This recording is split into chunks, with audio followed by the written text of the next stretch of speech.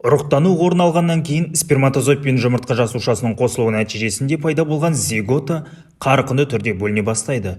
Оның бірнеше митоздық бөлінуі бөлшектену деп аталады. Бөлшектенудің ерекшелігі эмбрионның көлемінің ұлғаю байқалмайды. Жасушалардың бөлшектенуі сонша, оларда цитоплазмалық массаны жинақтап үлгермейді. Бөлшектену нәтижесінде морула түзіледі. Морула эмбрион жасушалардың ішінде қуысы жоқ жинақы жиынтығы. Одан бірнеше бөлінулерден кейін ішінде қуысы бар бір қабатты эмбрион бластула түзіледі. Бластомерлер сыртқы ағысы орналасып, ішін қуыс құрайды. Ол бластоцель деп аталады. Бластомерлер бір-бірімен байланысып, жасушалардың бір қабатынан тұратын бластодерманы құрайды. Бластуланың қабырғасы ішке қарай дөңес бола бастайды. Қабырғаның инвагинациясы жүреді.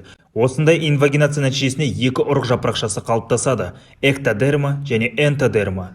Гаструла сатысының соңында ортаңғы қабат мезодерма қалыптасуымен аяқталады. Нейрула кезеңі гаструладан кейін жүреді.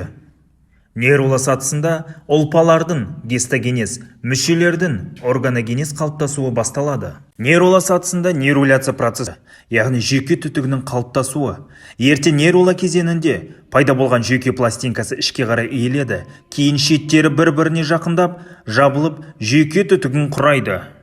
Сонымен, жоғарыда айтылғандай нейрула сатысында бөлек мүшелер қалыптаса бастайды. Эктодерма жабын эпителийін және жүйке пластинкасын, мезодерманы барлық дәнекер ұлпалары, энтодерма бірнеше ішектің қуысын қоршап ішекті құрайды. Хорда энтодермадан бөлінеді. Үш ұрық жапырақшасы бар жануарлардың барлығында ұлпалар мен мүшелер бірдей дамиды. Құрметті оқушылар, ұсыныстарыңыз болса, менің жеке парақшама жазып, кеңес берулеріңізге болады.